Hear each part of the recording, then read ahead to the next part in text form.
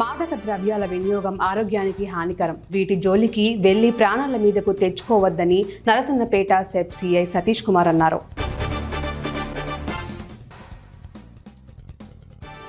కృష్ణా జిల్లా అవనిగడ్డ నియోజకవర్గం ఘంటసాల మండల ఘంటసాల నుంచి చిట్టూరుకు వెళ్లే రహదారి మధ్యలో నూతనంగా నిర్మించిన బీటీ రహదారి కృంగింది. దాదాపు 6 నెలల క్రితం లక్షలాది రూపాయలతో ఈ రహదారి నిర్మాణాన్ని చేపట్టారు. తెనాలిలో ఉద్రిక్త వాతావరణం నెలకొంది. ఓ స్థలం విషయంలో ఇరు వర్గాల మధ్య ఘర్షణ జరిగింది. పోలీసుల ముందే తనపై దాడికి పాల్పడ్డాడని ఓ వర్గం ఆవేదన వ్యక్తం చేసింది.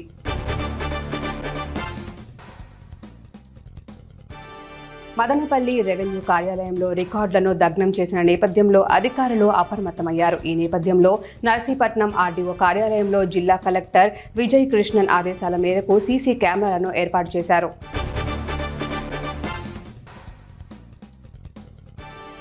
నంద్యాల మున్సిపాలిటీలో వేలం పాటలు నిర్వహించారు. కానీ మీడియా ప్రజలకు తెలియకుండా వేలం పాటలు పెట్టడంలో ఆంతర్యం ఏమిటని ప్రజలు పలువురు వేలం పాటదారులు వాపోయారు.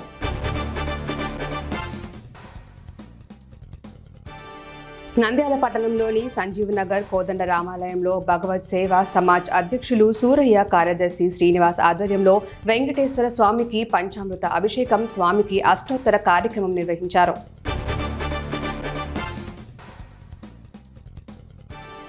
చిత్తూరు మండలం డొంకరాయి జలాశయం నుంచి 8,748 క్యూసెక్కుల నీటిని 4 గేట్ల ద్వారా అధికారులు దిగువకు విడుదల చేశారు.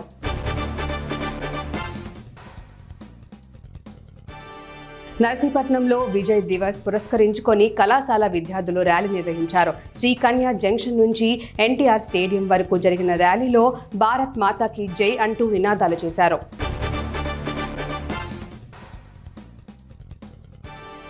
ములుగు జిల్లా ఏటూరు నాగారం మండలంలోని రామన్నగూడెం పుష్కర ఘాట్ వద్ద గోదావరి వరదను ఏటూరు నాగారం తహసీల్దార్ జగదీష్ శనివారం పరిశీలించారు.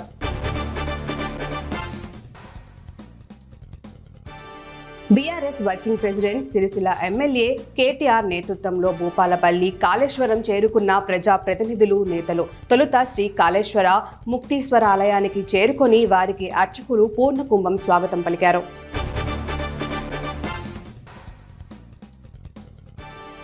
ములుగు జిల్లా నూగూరు వెంకటాపురం మండలం సీతారాంపురం, ముత్తారం, బోధపురం గ్రామాల్లో వెంకటాపురం ఎస్ఐ తిరుపతిరావు ఆధ్వర్యంలో ముమ్మరంగా తనిఖీలు నిర్వహించారు.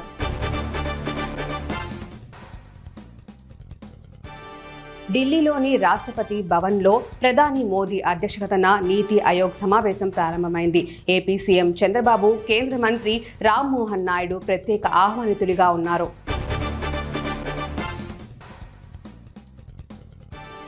డుమ్రిగూడ మండలంలోని పలు గ్రామాల్లో రోడ్లు అధ్వానంగా మారాయి. ఏళ్ల తరబడి నిర్మాణం చేయకపోవడంతో కురుస్తున్న వర్షాలకు మట్టి రోడ్లు పూర్తిగా దెబ్బతిన్నాయి.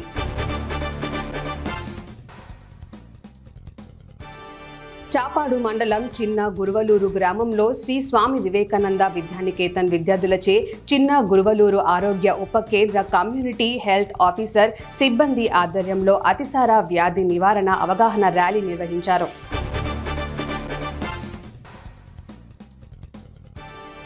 జలడంకి మండలం బ్రాహ్మణ క్రాకలోని తెలుగుదేశం పార్టీ కార్యాలయంలో ఏర్పాటు చేసిన విలేకరుల సమావేశంలో కావలి మాజీ ఎమ్మెల్యే వంటేరు వేణుగోపాల్ రెడ్డి మాట్లాడారు.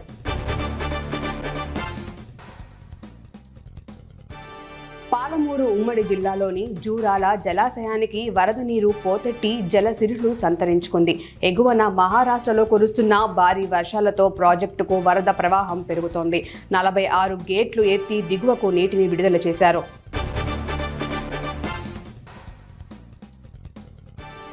భువనగిరిలోని బీజేపీ జిల్లా పార్టీ కార్యాలయంలో కిసాన్ మోర్చా జిల్లా అధ్యక్షులు ఫకీర్ రాజేందర్ రెడ్డి ఆధ్వర్యంలో రైతు నాయకుల సమావేశం నిర్వహించారు. తెలంగాణ బడ్జెట్లో కాంగ్రెస్ ప్రభుత్వం ఉమ్మడి నల్గొండ జిల్లాకు తీవ్ర అన్యాయం చేసిందన్నారు.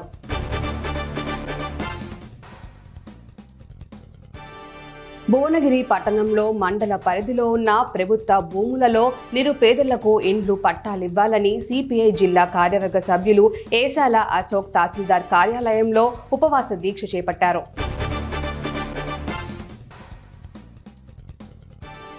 మద్దూర్ మండల పరిధిలోని నాగిరెడ్డిపల్లి గ్రామంలో గ్రామ దేవత పోచమ్మ తల్లి బోనాల ఉత్సవాలు గ్రామస్తులు ఘనంగా నిర్వహించారు.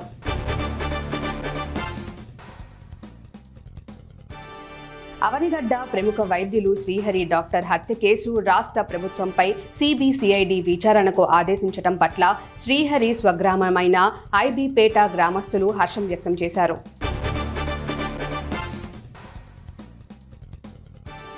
సీఎం రేవంత్ రెడ్డిపై Goshamahal BJP MLA Raja Singh fire అయ్యారు. ఆయన మాట్లాడుతూ మాజీ సీఎం కేసీఆర్ రాష్ట్రాన్ని అప్పుల తెలంగాణగా మార్చారని అన్నారు.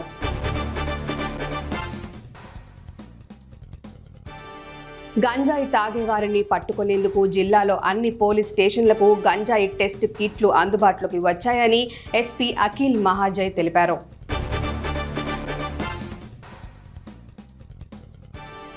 నవీపేట్ మండల కేంద్రంలో కుక్కల దోమల బెడదతో పాటు వీధి దీపాలు, తాగునీటి సమస్యలపై జన వికాస్ సేవా సంస్థ ఆధ్వర్యంలో కార్యదర్శి రవీందర్ నాయక్ వినతి పత్రం అందించారు.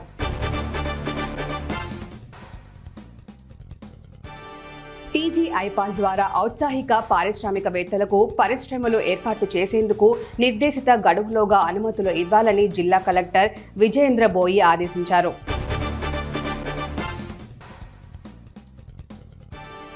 అమ్మఒడి ఎన్జీఓ ఆధ్వర్యంలో బెల్లంపల్లి పట్టణంలోని పల్లెటూరి బస్టాండ్ వద్ద అన్నదాన కార్యక్రమం నిర్వహించారు.